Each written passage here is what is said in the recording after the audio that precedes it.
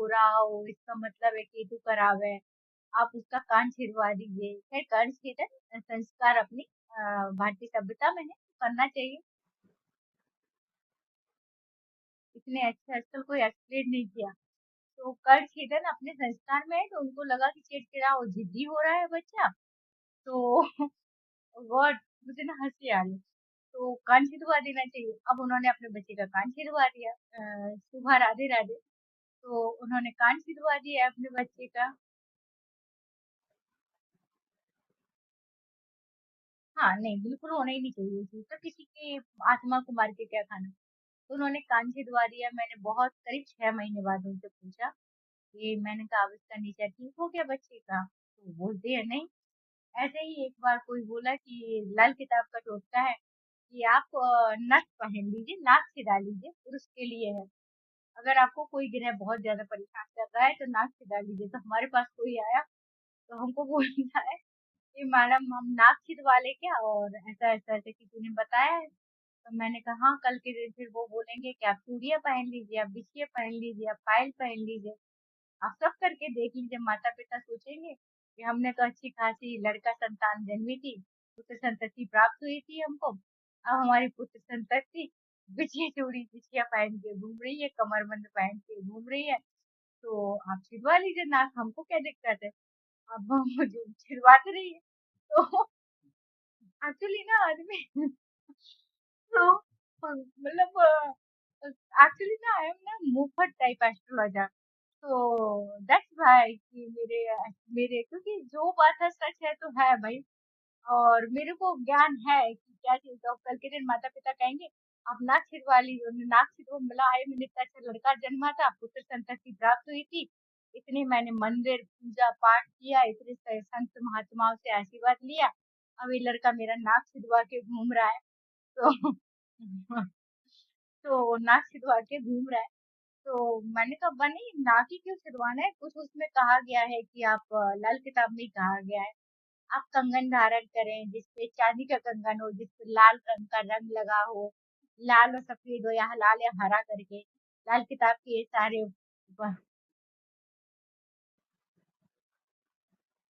हैं। तो आपके मतलब आप वो चूड़ियां भी धारण कर सकते हैं। तो सम टाइम ऐसे ही होता है।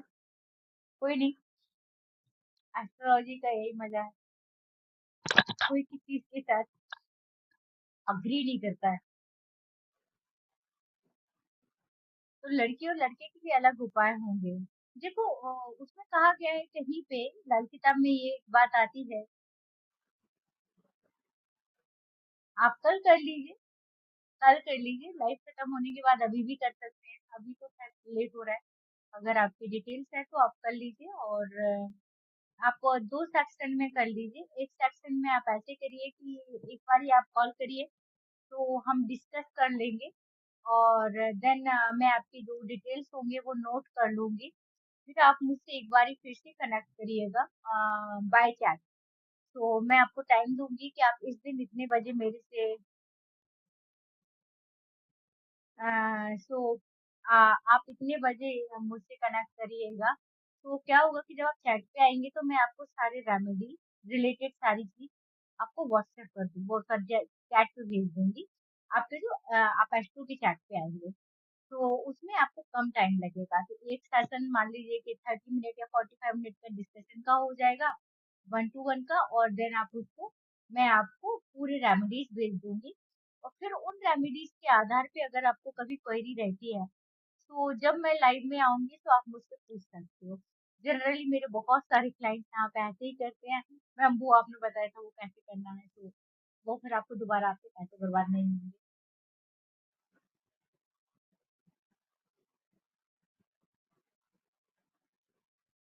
कल ही लिया है, कल ही। कल ही मेरे को फीडबैक दिया है। और कल ही उन्होंने मेरी मतलब प्राइवेट क्लाइंट की बात कर रही हूँ, उन्होंने मेरे घर किसी को भेजा था। और वो लड़की थी। तो भगवान की मतलब भगवान की दया से उसके घर में बहुत विषम परिस्थितियां थी। तो उस लड़की ने उनको पूछा होगा किसी को, तो क्या वो जो बताती है वो वर्क करता है। तो उसने कहा मेरे में तो 100% वर्क किया। देन वो उनका नाम सिद्धांत है, और सिद्धांत ने मुझे फिर सिद्धार्थ सिद्धार्थ जान, फिर सिद्धार्थ ने मुझे फिर से कॉल किया कर और बोला दीदी ऐसा ऐसा है, दीदी ऐसा ऐसा है, ऐसा ऐसा है, और मतलब ऐसे मेरा तो, मैंने तो कहा मेरा 100% वर्क करता है। देखो क्या होता है कि वर्क वर्क करना कुछ नहीं होता है, मैं आपको सच बताऊं। अ, स्नेहा नमस्ते। क्या होता है मुख्यतः, रेमेडी वर्क करती है।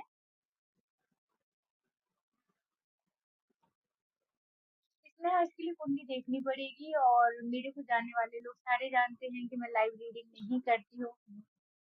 वो वेरी रेयर, एक या दो कुंडली करे। तो तो उन्होंने फिर मुझे बोला, और पर थोड़ा सा पेशेंस रखना होता है। अगर आपकी कुंडली में मान लीजिए बहुत बुरे ग्रह की दशा चल रही है, आपको साढ़े साथी भी चल रही है, आपको साढ़े साथी के साथ राहु की महादशा भी चल रही है, शनि मतलब राहु में आपको आपके मार्केट का अंतर चल रहा है। अब इस स्थिति में आप मेरे पास आए हैं, है ना? अब इस स्थिति में आप मेरे पास आए हैं, किसी भी क्लाइंट के पास गए हैं, संजय जी नमस्ते। तो आप किसी के भी पास गए हैं, है ना? किसी भी एस्ट्रोलॉजर के पास गए, उस पीरियड में जो भी एस्ट्रोलॉजर्स आपको रेमेडी बताएगा, कोई भी वर्क नहीं करेगी। ठीक है, फर्स्ट। और दूसरा, ऐसे में फिर हनुमान जी बाबा काम आते हैं। सेकंड, फिर उसके बाद, क्योंकि रेमेडी वर्क जब आपकी कुंडली में बहुत विषम परिस्थितियां होती हैं, तब आपको नतमस्तक होके, आ, और फिर देन नहीं तो ये नहीं कह रही हूँ कि राहु दशा, अगर मान लीजिए मैक्स टू मैक्स ऐसे हो रहा है, राहु की दशा में आपके मार्केट का अंतर चल रहा है, मान लीजिए आपका अष्टम का स्वामी गुरु है, राहु में गुरु का अंतर और गुरु में राहु का अंतर बहुत खराब जाता है। उसी में आपको मान लो साढ़े साथी का भी पीरियड आज चल रहा है, या आपको ढैया चल रही है, या आपकी कुंडली में पंचम शनि चल रहा है, तो ये मतलब जिसको बोलते हैं ना, ये अध्ययन का विषय है पूर्णतः, कि कुंडली में किस टाइम कौन सी रेमेडी जाएगी, कितनी जाएगी, कहाँ नहीं जाएगी। कुछ सार्वजनिक रेमेडी है, सार्वजनिक रेमेडी में बोलेंगे ना, सार्वभौमिक रेमेडी है जो हमेशा काम करती है, और वो व्यक्तियों को फॉलो करना चाहिए, और आदमी उतने अच्छे से फॉलो कर नहीं पाता है। मैंने ये देखा है कि जिस जिसने भी रेमेडीज फॉलो की हैं, उन सबकी रेमेडीज वर्क की हैं, और लोगों ने, इवन मैंने जिसको बोला कि वो पूरी दुनिया के एस्ट्रोलॉजिस्ट के पास होके आए हैं, मैंने कहा इस डेट में यहाँ शादी हुई, और दिसंबर में नहीं हुई थी, ये शादी जनवरी में जाके होगी, शादी दिसंबर में हुई, शादी 2026 में हुआ, तो बहुत सी चीजें हैं।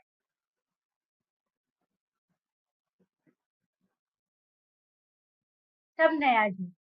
देखो आप इसको ऐसे समझो, एस्ट्रोलॉजी में ना कम से कम, मैं विवाह हूँ ना, मेरे दिमाग में कुछ कुछ चीजें आई, मैंने एक वो किया कि मैंने अपनी एक बुक लिख दी।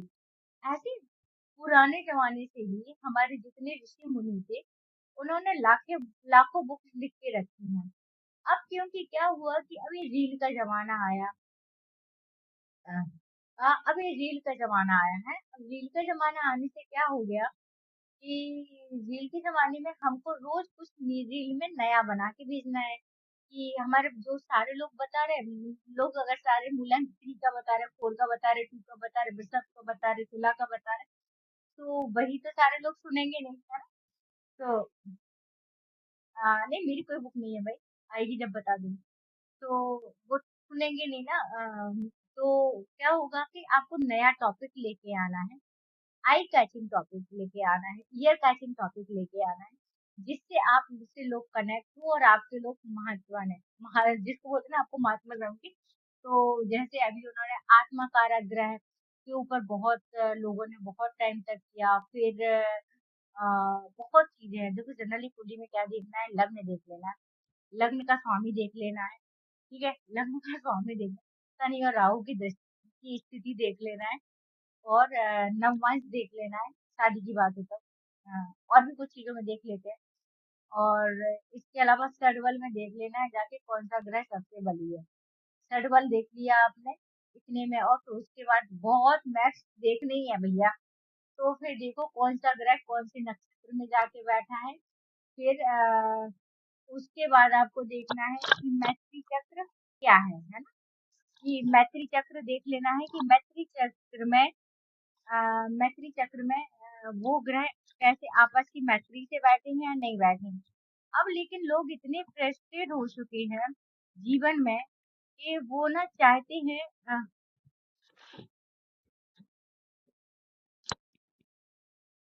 कि वो चाहते हैं जीवन में कि हमको कुछ ऐसा मिल जाए जानने की हमको थोड़ी-सी तो कहीं से राहत हो। तो इसी में ये नए-नए कॉन्सेप्ट आते जा रहे हैं। मैं अपनी चाय लेने जा रही हूँ।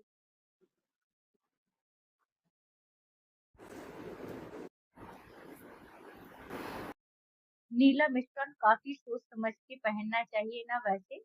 हाँ, नीलम स्टोन देखो नीलम कौन पहनेगा? नीलम पहनेगा तुला लग्न वाला, है ना?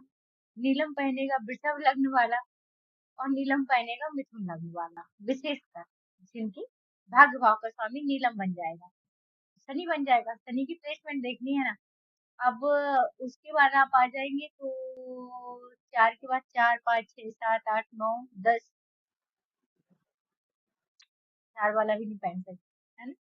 तो और ज़्यादा से ज़्यादा 1 नंबर वाला मेष वाला भी पहन सकता है, पर मेष के लिए शनि शत्रु होते हैं।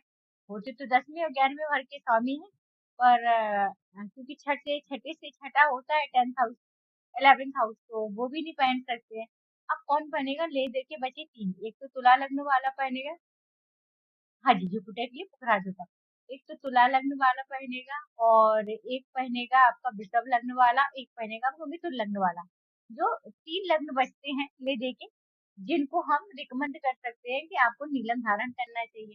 अब नीलम धारण रिकमेंड करते समय हमको ये देखना पड़ेगा कि उसकी कुंडली में कहीं आपको शनि नीच राशि में तो नहीं है, शनि छठे में तो नहीं है, शनि छठे में भी तो नहीं है, शनि 12th में तो नहीं है, शनि अष्टम में तो नहीं है। अब जो जो क्या बोलते हैं उसको, जो मिथुन लग्न वाले हैं उनके उस अष्टम का स्वामी भी शनि होता है। तो जब आप शनि को बलवान करेंगे तो वो आपको मृत्यु भाव का भी फल देगा ना। और देखो पाप ग्रह है, पाप ग्रह पाप ग्रह है। तो जब आप उसको ये आपको धन दौलत ऐश्वर्य तो दे देगा, है ना? धन दौलत ऐश्वर्य दे देगा, आपको समाज में मान सम्मान भी चाहिए होगा, खासकर बहुवचन में प्रॉपर्टी दे देगा। पर क्या होगा कि जहां शनि को आपने बलवान किया और उसकी दृष्टि जिस भाव पे सामने पड़ रही होगी, जहां जहां वो दृष्टि डालेगा, वहां वहां के सारे संबंध आपके जीवन से खत्म हो जाएंगे। मैम, बट जेम स्टोन ऐसे नहीं वियर करना चाहिए। मकर लग्न वाले पहन सकते हैं। हाँ, मकर लग्न वालों का, हाँ मकर लग्न वाले भी पहन सकते हैं। मकर लग्न का क्योंकि लग्न का ही स्वामी होता है। लेकिन मकर लग्न में वैसे भी उनकी लाइफ में प्रोग्रेस स्लो है और ऊपर से आप उनको ये पहना दीजिए।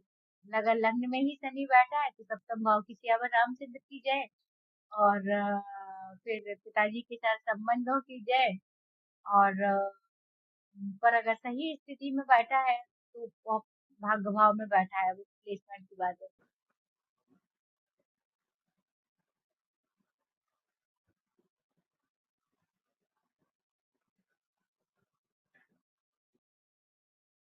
शनि शनि मनी देता है। जैसे एक बड़ा रील में चलता है कि जो 8 नंबर के लोग होते हैं, इन्फिनिटी का साइन है, ये है। आई थिंक इन्फिनिटी का साइन नहीं है भाई, 2 जीरो का साइन है, एक ऊपर जीरो एक नीचे जीरो है। तो आप जीरो से स्टार्ट होंगे, जीरो पे खत्म हो जाएंगे। कभी 8 नंबर वालों से जाके बोलेगा, फिर आके Vikas can I ask question, please wait, है ना? शनि स्पिरिचुअल गुरु है ना, आध्यात्म से जोड़ने के लिए। और शनि जब देता है तो मजबूत देता है, टिकाऊ देता है, स्लो स्लो देता है। स्लो शनि सिखाता है आपको धैर्य रखिए, भागिए मत, आपकी किस्मत का आपके घर आएगा। आ, हाँ, अगर आप लगातार चलते रहते हैं तो आपको ले जाता है, अगर आप रुक जाएंगे तो नहीं लेके जाएगा। तो जो मैं अष्टम भाव के स्वामी, अष्टम जिसको 8 नंबर की बात कर रही थी, तो 8 नंबर में क्या है ना कि 8 नंबर में क्या है कि 8 नंबर वाले जो होते हैं, एक ऊपर जीरो एक नीचे जीरो है। तो ऊपर से भी जीरो से स्टार्ट और नीचे भी जीरो। अब लोग ना ऐसे में आके कहेंगे कि मोदी जी के साथ तो ऐसा हुआ, मोदी जी तो इतने फेमस है, मोदी जी तो ये है। भाई मोदी जी का नंबर आई डोंट नो, मुझे मुझे लगता है किसी ने मुझे कहा था मोदी जी का नंबर 8 है ना।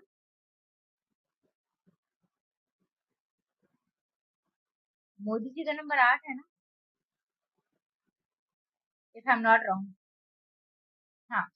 अब मोदी जी की आप पर्सनल लाइफ देखिए ना। अब मोदी जी की पर्सनल लाइफ देखिए, उन्हें पर्सनल लाइफ में उनका सुख सिर्फ उनका है।